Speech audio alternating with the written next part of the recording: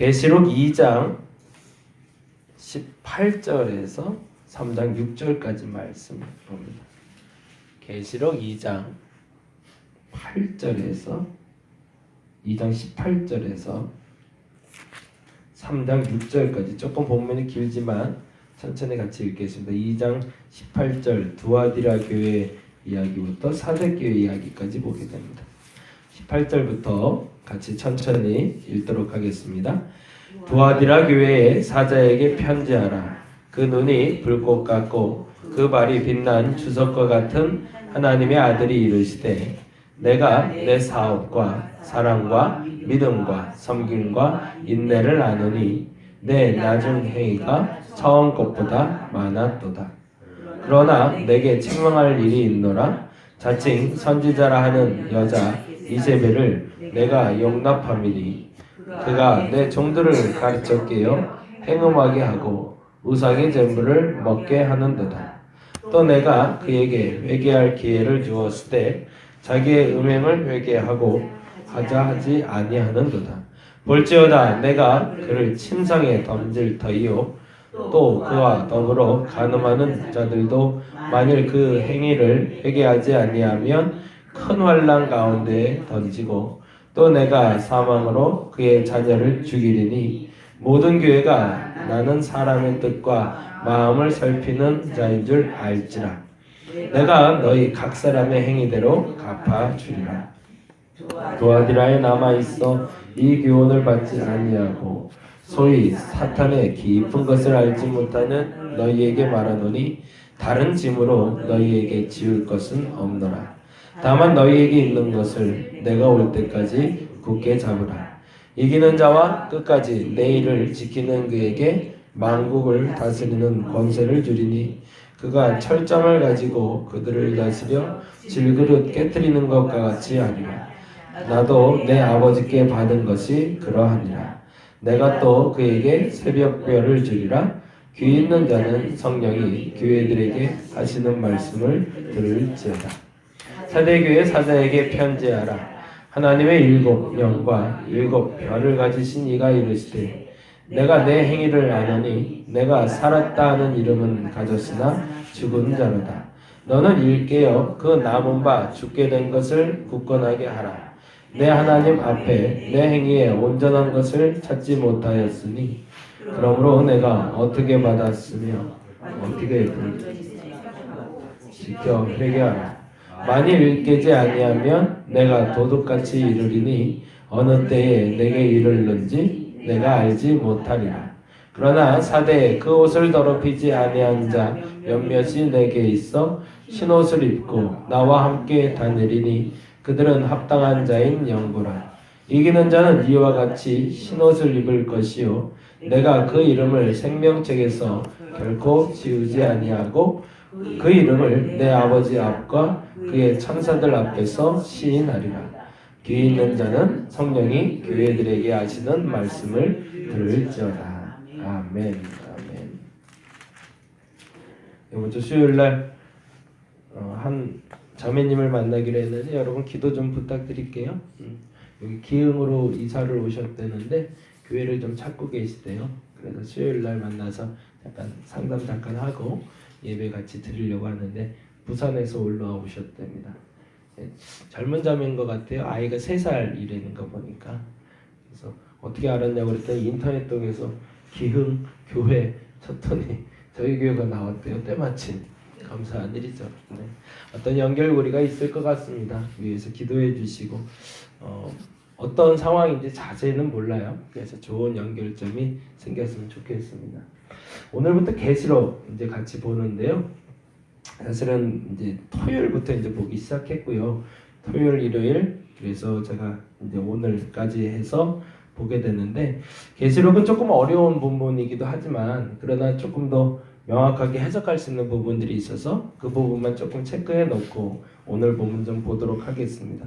요한계시록은 우리가 잘 아는 대로 요한이라는 사도, 요한 사도가 기록한 걸로 알고 있고 도미티안 황제 때 이제 성경 보실 때 바켓 때다 그러면 로마 네로 황제 때 그리고 또 하나 도미티안 황제 때 두 가지를 기억하실 필요가 있습니다.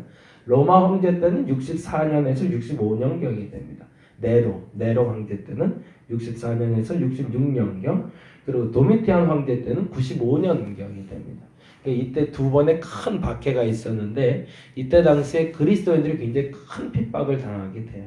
이 네로 황제 때 일어났던 일이 우리가 계속 읽어왔던 베드로 전후서, 야고보서 이때 일이라면 도미티안 황제 때 일어났던 일이 기록된 것이 이 요한계시록입니다. 그래서 이 요한계시록을 볼 때 크게 네 가지로 보는데 과거적인, 미래적인, 그리고 이상적인 이라고 크게 네 가지 형태로 봐요. 한번 적어 놓으시면 좋겠는데 과거주의 해석이라는 게 있습니다. 과거주의 해석이라는 건 1세기 동안 일어난 일에 대한 기록이라는 학설입니다. 그러니까 아까 말했던 그 도미티안 황제 때에 일어났던 일에 대해서만의 기록이다. 그러니까 미래에 일어날 일에 대한 기록이 아니라 도미티안 황제 때 일어났던 일에 대해서 상징적인 언어로 기록한 것이다. 이게 첫 번째 학설이고요. 두 번째 미래주의 학설인데 사실 이제 저와 여러분이 함께 나누게 될 학설은 이 부분이 될 것 같습니다. 미래주의라는 건 1장부터 3장까지 있는 7교회까지 이야기, 그거면 현실 이야기, 그리고 4장부터 22장까지 이야기는 미래 이야기. 이렇게 나눠서 보는 게 미래주의자들의 학설입니다. 세 번째는 역사주의자들의 학설인데 초대교회 이야기를 담고 있다라는 이야기. 초대교회의 당시에 있었던 이야기에 대한 기록물이 요한계시록입니다. 이제 가장 오래된 기록이니까 어찌 보면 초대교회가 시작되고 그 끝부분까지 기록된 것이 계시록이기 때문에 그때 당시 이야기다라는 이야기도 있고요. 그리고 마지막이 이상주의적 학설인데요. 말 그대로 모든 것이 다 영적인 싸움에 대한 이야기다. 신비적인 이야기들에 대한 기록이 된다라고 말하는 게 이상주의죠. 그래서 크게 네 가지로 하는데 저와 여러분이 이번 주부터 나눌 이야기는 그 미래주의, 1장부터 3장까지는 현재에 대한 이야기, 그리고 현재라는 거는 그 AD 95년경 얘기를 하는 거고요. 그리고 4장부터 22장까지 이야기는 미래에 대한 이야기. 그리고 또 하나 제가 참고한 것이라고 말씀드려야 정석일 것 같은데 제가 보는 관점은 사실은 에스라 하우스의 노호 목사님이 보신 관점으로 해석을 같이 하고 있습니다. 그래서 거기서는 가급적이면 벗어나지 않으려고 애를 쓰고요. 왜냐하면 요한계시록이라는 게 자칫 잘못 해석하면 여러 가지의 말들을 많이 나올 수 있기 때문에 그 기준 내에서 같이 해석을 하려고 합니다. 그리고 요한이라는 사도가 반모섬이라는 섬에 갇혀서 기록한 글이라고 전해지고 있고요. 굉장히 중요한 단어가 1장 18절이에요. 1장 18절. 거기다는 19절 죄송합니다. 19절. 1장 19절만 조금 이렇게 줄을 좀 쳐놓으시면 좋겠습니다. 1장 19절 얘기가 중요하다는 이유는 요한계시록의 기록 자체가 이 세 가지를 담고 있다라는 전제로 시작되기 때문에 그렇습니다. 요한이 하나님의 말씀을 반모섬에서 도미티안 황제 때 받았는데 그가 받은 것이 무엇인가가 19절에 기록되어 있습니다. 그 19절 이야기는 같이 읽어볼까요? 같이 읽겠습니다. 그러므로 내가 본 것과 지금 있는 일과 장차 될 일을 기록하라 되어 있죠. 첫째는 내가 본 것, 두 번째 지금 있는 일, 셋째 장차 될 일이라고 되어 있습니다. 그래서 이제부터 내가 본 것, 내가 또 보니 라는 단어가 약 51회가 반복이 됩니다. 그럼 무슨 말이에요? 계시록을 볼 때마다 계속 요한에게 보여준 것에 대한 기록물이라는 전제가 첫째 깔린다는 겁니다. 근데 어제 주일날도 말씀드렸지만 안타까운 건 이분이 봤으면 그냥 그림으로 그려놨으면 훨씬 더 편할 텐데 이 본 거를 글로 적어 놓다 보니까 더 복잡해졌어요. 어제도 그 표현을 했는데 예를 들어서 이 책갈피를 설명을 한다고 치면 초록색이기도 하고 약간 짙은 초록색이기도 하고 금색 줄이 있고 그리고 손바닥에 들어올 만하고 그리고 가로 세로가 약 5cm에서 25cm 정도 된다. 본 거잖아요. 근데 그걸 기록을 해놨어요. 여러분 지금 보면서 설명을 들으니까 아 이거라고 하지만 만일에 이게 감춰지고 아까 말한 대로 초록색, 짙은 초록색에 5cm에서 25cm 정도 되고 한 손에 들어올 만하고 금색 줄이 있다. 어떻게 상상이 되시나요? 여러 가지 내 마음대로 상상이 가능해요. 안타깝지만 글이라는 것이 그렇습니다. 그래서 우리는 그냥 있는 그대로 요한이 기록한 그대로 한번 읽어보려고 노력을 하는 겁니다. 그냥 불덩이라면 그냥 불덩이로 읽을 거고요. 거기에 그 불덩이가 무슨 핵폭탄이냐 아니면 어떤 위성이 떨어진 것이냐 뭐 이렇게까지 해석하지는 말자는 얘기입니다. 일단 있는 그대로 한번 보자는 것이 첫 번째. 두 번째, 지금 있는 일이 2장과 3장에 기록된 7개 교회 이야기가 됩니다. 본 것은 지금 1장부터 22장까지 51회 할애하면서 계속 나올 거고요. 그리고 지금 있는 일은 에베소 교회로부터 시작돼서 지금 3장에 넘어가는 라오디게아 교회까지의 이야기. 이 7교회 이야기, 에베소, 서머나, 버가모, 두아디라, 사대, 빌라델비아, 라오디게아 이야기. 근데 이 이야기는 뭐라? 지금 말한 대로 지금 있는 일. 무슨 말이에요? AD 95년경에 있었던 일. 그들 사이에 있었던 어려움, 위태로움, 깨달음, 책망에 대해서 기록한 것이다. 첫 번째는 본 것, 두 번째는 지금 있는 일, 그리고 3장 이후에 4장부터 갑자기 뜬금없이 이 일 후에라고 하면서 하늘로 갑자기 확 올라가요. 시야가. 이때부터는 장차 있을 일들. 그렇게 크게 세 덩어리로 구분해서 보도록 합니다. 근데 이제 안타깝지만 일단 1장, 2장은 지난 주일까지 벌써 설교가 끝났고요. 이제 3장 이야기 하려고 하니까요. 3장 이야기 같이 이야기 나눴으면 좋겠는데 2장 18절부터. 그래서 전제가 되는 건 1장 20절부터 이제 시작이 됩니다. 1장 20절 한번 볼까요? 어제도 이야기는 드렸는데 이 부분은 잠깐 보고 오늘 얘기의 중심만 잠깐 나누도록 하겠습니다. 1장 20절 같이 한번 보겠습니다. 시작. 내가 본 것은 내 오른손에 7별의 비밀과 또 7금촛대라. 7별은 7교회의 사자요 7촛대는 7교회니라. 이렇게 볼 겁니다. 보세요. 내가 본 것 거기다 동그라미 넣어주시고요.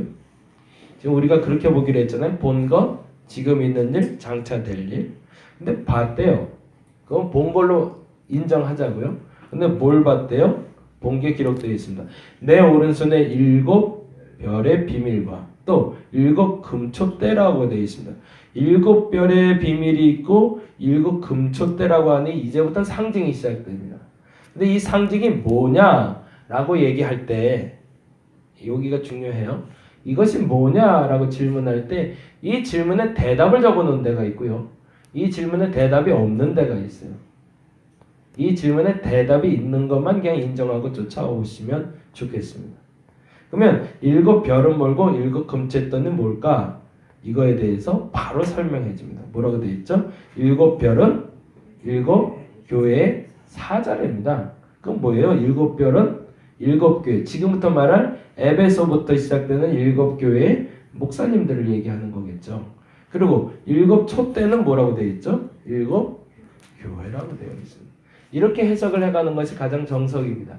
성경이 성경을 해석해 주는 것까지만 우리 받고 가자는 얘기죠.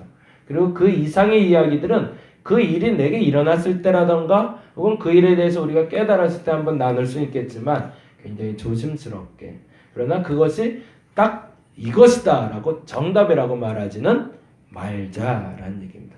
아무도 모르는 일이기 때문에. 그리고 나서 다음과 같이 이야기하십니다. 2장 1절에 보니 이렇게 돼 있죠. 읽어봅니다. 에베소 교회 사자에게 편지하라. 오른손에 있는 7별을 붙잡고. 그러면은 오른손에 있는 7별을 붙잡고의 7별은 뭐라고요? 7교회 사자들, 목사님들인데, 근데 오른손은 그러면 누구 오른손일까요? 그리스도죠. 결국에는 무슨 얘기를 하고 있어요? 이 7교회가 버려진다는 얘기인가요? 붙잡혀 있다는 얘기인가요? 하나님께 붙잡혀 있다는 얘기죠. 예수 그리스도께서 오른손에 붙잡고 계시다는 얘기입니다. 그러면 교회가 흔들린다는 얘기인가요? 아니면 교회가 바로 설 수 있다는 얘기인가요? 교회가 바로 설 수 있다는 얘기를 하고 싶은 거죠. 그래서 결국엔 7교회를 얘기를 하면서 하고 싶은 얘기는 너희들 책망받을 게 많어. 심판이 임할 거야로 끝나는 게 아니라 그래도 소망이 있어. 그래서 소망이 있어. 왜? 오른손에 그 목사님들을 누가? 예수께서 붙잡고 계셔. 라는 이야기가 사실은 결론인 겁니다. 그리고 또 하나 얘기를 하죠. 오른손에는 7뼈를 붙잡고 그 다음에 뭐라고 되어 있죠? 7 금촛대 사이를 거니시는 이라고 되어 있습니다. 그건 무슨 말이에요? 그 7교회를 다스리는 분이 누구시다? 그리스도라는 얘기신 거죠. 이렇게 해석을 해가자는 얘기입니다. 계시록을 해석할 때 7별의 비밀과 7 금촛대의 비밀이 그러면은 그렇게 해결이 되는 겁니다. 7별의 비밀은 사실은 7별이 앞으로 장차라는 말은 그때 당시 AD 95년경에 심판이 있을 거라는 거죠. 그때 당시에. 그런데 그때 당시에 그 심판이 있을 때 걱정할 필요는 없다는 얘기입니다. 왜요? 예수께서 붙잡고 계시니까. 그러면 뭐예요? 예수께서 그 소망을 주실 테니 그 소망대로만 살라는 얘기인데 그 소망은 결국엔 회개하라는 겁니다. 너희들이 선 자리가 잘못됐으니 그 자리를 떠나서 바른 자리로만 돌아간다면 그 7 금촛대 사이를 거니시는 예수께서 너희를 지켜주리라라는 얘기가 2장과 3장 이야기가 됩니다. 그렇다면 오늘 본문의 두아디라 교회 얘기는 뭘까? 그리고 사대교회 얘기는 뭘까? 두 가지만 읽고 마무리를 할게요. 20절 말씀, 2장 20절. 두아디라 교회에 문제가 하나 있었습니다. 그건 바로 2장 20절입니다. 같이 읽어볼게요. 읽겠습니다. 시작. 그러나 내가 책망할 일이 있노라. 자칭 선지자라 하는 여자 이세벨. 거기다 동그라미를 좀 해주세요. 자칭 선지자라 하는 여자 이세벨이 나왔다. 이세벨 하면 여러분 떠오르는 게 아합왕의 아내 이세벨을 떠오르는데 사실 이때는 95년 당시에 이 두아디라 교회에 존재했던 한 여인을 얘기합니다. 그 아합왕 이세벨을 말하는 게 아니라요. 이때 당시에 선지자 하나가 있었는데 그 여자 이름이 이세벨이었는지 하도 악독해서 이세벨이라 불렀는지 모르지만 그러나 이세벨이라는 여인이 있었는데 그 여인이 이렇게 했다고 합니다. 같이 읽어봅니다. 내가 용납함이니 그가 내 종들을 가르쳐 꿰어 행음하게 하고 우상의 쟁물을 먹게 하는도다. 이것이 이 여인의 잘못이었어요. 왜냐하면 두아디라 교회는 상업도시였습니다. 상업도시에서 뭐 그런 거 있잖아요. 영화를 개봉하기 전에 스태프들하고 캐스팅된 배우들이 해서 우리나라도 뭘 하죠? 맨 처음에 돼지머리 놓고 절하잖아요. 대부분이 다 아직도 그걸 하거든요. 그래야지 잘 된다고 생각하고 그래서 돼지 입에다가 또 돈 넣어주는 걸 지금도 해요. 그래서 안 하는 사람들도 물론 있겠지만 당시에도 상업도시에서 이 모든 게 다 끝나고 나면 상거래가 끝나고 나면 같이 먹고 마시는 자리가 있었는데 그때 우상에게 제물을 드리고 음식을 나눠 먹는 습관이 있었습니다. 근데 이게 문제가 되는 거예요. 기독교인이 되고 나서 내가 돈을 잘 벌었거든요. 근데 이 번 다음에 마지막에 이걸 안 하면 이 사람하고 의가 상하니까 이걸 해야 되냐 말아야 되냐는 문제를 가지고 고민을 하게 됐던 겁니다. 근데 이세벨이 와서 한마디로 정리를 해준 겁니다. 괜찮아. 적당히 해도 돼 라고 얘기를 해준 겁니다. 그것 때문에 이 두아디라 교회가 시험에 들 것이라고 요한은 말하고 있는 거예요. 어디까지 최선을 다해야 될까요? 끝까지 최선을 다해야 되는 거죠. 마지막에 다 왔는데 그 시점에 흔들려버리는 신앙에 대해서 말하는 것이 바로 두아디라 교회입니다. 저와 여러분이 언제까지 기도해야 될까요? 적당이라는 말은 그냥 설렁설렁 한다는 말이 아니라 죄송하지만 마지막 끝에 이를 때까지 기도하지 못하는 것을 말합니다. 저와 여러분이 멈추지 않기를 간절히 바랍니다. 한 번 시작된 기도가 언제 끝나야 될지 명확하게, 보다 정확히 말하면 주께서 이제는 되었다라고 말할 때까지 멈추지 말아야 됩니다. 근데 안타깝게도 내가 스스로 시작하고 내가 스스로 끝내는 사람들이 있고 주님이 시작해 주셨는데 내 마음대로 끝내는 사람들이 있어요. 저와 여러분이 그렇지 않기를 간절히 바랍니다. 적당히 하는 걸 멈추라는 얘기입니다. 근데 더 황당한 얘기가 바로 사대교회 이야기인데 사대교회는 2절입니다. 이것까지 빨리 하고 마무리할게요. 오늘은 설명이 긴데 죄송합니다. 2절 말씀 같이 한번 읽겠습니다. 3장 2절 말씀. 1절 볼게요. 1절 보는 게 더 쉽겠네요. 1절 말씀 같이 한번 읽어보겠습니다. 시작. 사대교회 사자에게 편지하라. 하나님의 7 영과 7 별을 가지신 이가 이르실 때 내가 내 행위를 아노니 내가 살았다 하는 이름은 가졌으나 죽은 자로다.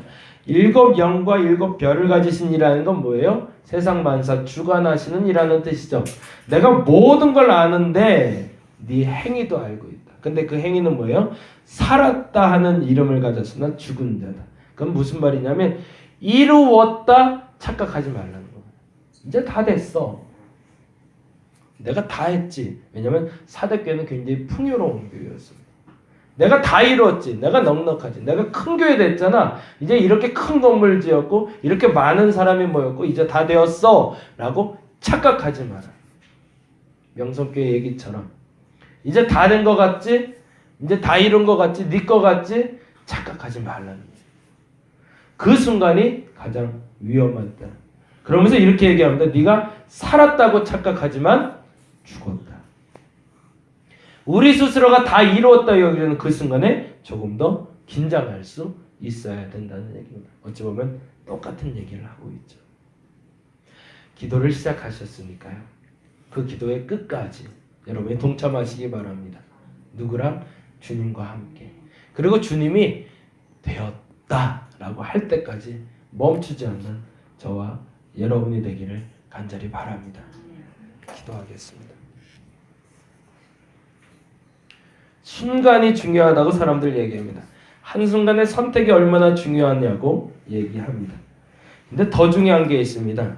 시작을 했으면 끝을 내는 겁니다. 이렇게 했다가 그냥 말아버리고 저렇게 했다가 말아버리고 적당히 그러다가 끝마무리는 흐지부지 언제나 그래왔습니다. 멈추지 못했던 나의 이 습관이 오늘 이후로 변하게 하여 주옵소서. 그냥 적당히 어떻게 넘어가 봐야지 그러면 항상 적당히 넘어갈 수밖에 없습니다. 결단할 수 있는 용기 허락하여 주옵시고 끝까지 이룰 때까지 최선을 다하게 하여 주옵시고 무엇보다도 이루었다 여겨질 때 긴장하게 하여 주옵소서. 다 된 것 같을 때가 더 큰 위기가 올 수 있습니다. 우리의 신앙이 하나님 앞에 처음부터 마지막까지 변함 없게 하여 주시옵소서. 감사합니다. 고마우신 예수님 이름으로 기도드렸습니다. 다 같이 기도하고 돌아가도록 하겠습니다.